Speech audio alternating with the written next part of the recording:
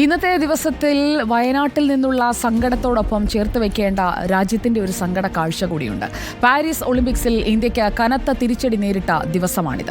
ഗുസ്തിയിൽ medal ഉറപ്പിച്ചിരുന്ന Vinesh Phogat അയോഗ്യയായി. അനുവദിച്ചതിനേക്കാൾ 100 gram ഭാരം കൂടിയെന്ന കണ്ടെത്തലിന് പിന്നാലെയാണ് നടപടി. വിനേഷ് ഇന്ത്യയുടെ അഭിമാനവും ഓരോ ഇന്ത്യക്കാർക്കും പ്രചോദനവുമാണെന്ന് പ്രധാനമന്ത്രി നരേന്ദ്രമോദി എക്സിൽ കുറിച്ചു. വിനേഷ് ഫോഗട്ടിനെ സാങ്കേതിക കാരണങ്ങളാൽ അയോഗ്യയാക്കിയത് ദൗർഭാഗ്യകരമെന്ന് രാഹുൽ ഗാന്ധിയും പ്രതികരിച്ചു. വിനേഷ് ഫോഗട്ടിന് മികച്ച പരിശീലകനെയും ഫിസിഷ്യനെയുമാണ് നൽകിയതെന്നും എല്ലാ സഹായവും വാഗ്ദാനം ചെയ്യുന്നതായും കേന്ദ്ര കായിക മന്ത്രി ഡോക്ടർ മൻസുഖ് മാണ്ഡവ്യ ലോക്സഭയിൽ വിശദീകരിച്ചു. കായികമന്ത്രിയുടെ പ്രസ്താവനയിൽ അതൃപ്തി അറിയിച്ച് പ്രതിപക്ഷം സഭയിൽ നിന്ന് ഇറങ്ങിപ്പോയി. ശക്തമായ പ്രതിഷേധം അറിയിക്കാൻ ഇന്ത്യൻ ഒളിമ്പിക് അസോസിയേഷൻ അധ്യക്ഷ PT ഉഷയ്ക്ക് പ്രധാനമന്ത്രി നരേന്ദ്രമോദി നിർദ്ദേശം നൽകി. അയോഗ്യത ഞെട്ടിപ്പിക്കുന്നതാണെന്നും അന്താരാഷ്ട്ര ഗുസ്തി സംഘടനയ്ക്ക് അപ്പീൽ നൽകിയെന്നും PT ഉഷ പറഞ്ഞു. Vinesh disqualification is very shocking, and I met Vinesh at the Olympic Village Polyclinic a short while ago and assured her complete support of the Indian Olympic Association, Government of India and the whole country. We are providing Vinesh all medical and emotional support.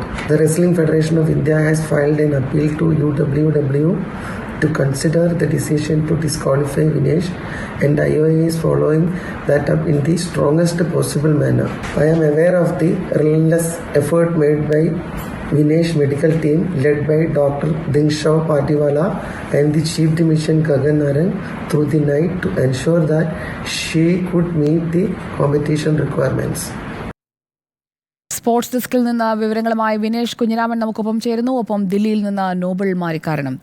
Vinesh Kunhiraman, നമുക്ക് നിരാശയുടെ പടുകുഴിയിലേക്ക് വീണ് കിടക്കുന്ന ഒരു അനുഭവമാണ് ഇന്ന് പാരീസിൽ നിന്ന് കിട്ടിയത്. 100 ഗ്രാം എന്ന് പറഞ്ഞു കഴിഞ്ഞാൽ നമ്മൾ നിസ്സാരമെന്ന് കാണുന്ന ആ തൂക്കം, ഒരു പണത്തൂക്കത്തിന് നമുക്ക് നഷ്ടമായത് സ്വർണം ഉറപ്പിച്ച ഒരു സാഹചര്യമാണ്. വെള്ളി പോലുമില്ല, ഒരു മെഡൽ പോലും ഇല്ലാതെ വിനേഷ് ഫോഗട്ടിന് മടങ്ങേണ്ടി വരുന്ന ഒരു സാഹചര്യമാണ് നമ്മുടെ മുന്നിലുള്ളത്. എന്തൊക്കെയാണ് പാരീസിൽ നിന്ന് നമുക്ക് കിട്ടുന്ന വിവരങ്ങൾ?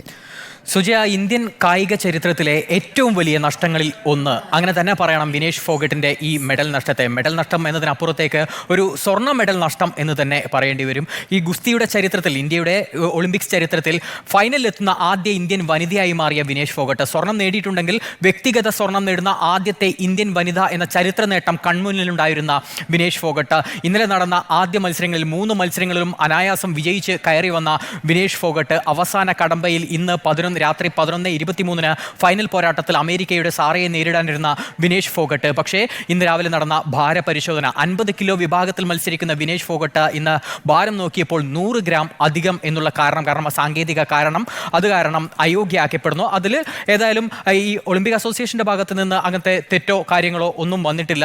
ഏതായാലും വിനേഷ് ഫോഗട്ടിനെ സംബന്ധിച്ചിടത്തോളം, രാജ്യത്തെ സംബന്ധിച്ചിടത്തോളം വലിയ നിരാശയാണ് ഉണ്ടായിരിക്കുന്നത്. ഇന്നലത്തെ ലോക ചാമ്പ്യനെ പരാജയപ്പെടുത്തിക്കൊണ്ട് തുടങ്ങിയതാണ്.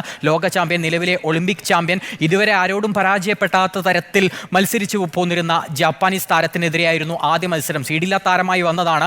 സീഡില്ലാ താരമായി വന്നതുകൊണ്ട് തന്നെ ഏറ്റവും കരുത്തരായ എതിരാളികളെ തന്നെ ആദ്യ മത്സരങ്ങളിൽ നേരിടേണ്ടി വന്നു. നേരത്തെ മുട്ടിന് ശസ്ത്രക്രിയ കാരണം പരിക്കിനെ തുടർന്ന് ഏറെക്കാലം ഈ ഗോദയിൽ നിന്ന് വിട്ടുനിന്നിരുന്ന വിനേഷ് ഫോഗട്ട് പക്ഷേ തൻ്റെ അനുഭവ സമ്പത്ത്, 29 വയസ്സായി, ഇത്രയും കാലത്തെ ഒരു പതിറ്റാണ്ടിലേറെ വരുന്ന അനുഭവ സമ്പത്ത് മുഴുവൻ പുറത്തെടുത്തുകൊണ്ട് നിർണായക വേളയിൽ, നിർണായക വേദിയിൽ ഏറ്റവും മികച്ച പ്രകടനം പുറത്തെടുത്തുകൊണ്ട് ലോക ചാമ്പ്യനെ അട്ടിമറിച്ചുകൊണ്ട് ക്വാർട്ടറിലേക്ക് മുന്നേറുന്നു. ക്വാർട്ടറിൽ ഉക്രൈൻ താരത്തെ പരാജയപ്പെടുത്തുന്നു. സെമി ഫൈനലിലേക്ക് വരുമ്പോൾ ക്യൂബൻ താരത്തെ പരാജയപ്പെടുത്തുന്നു. അങ്ങനെ കലാശപ്പോരിന് യോഗ്യത നേടുന്നു.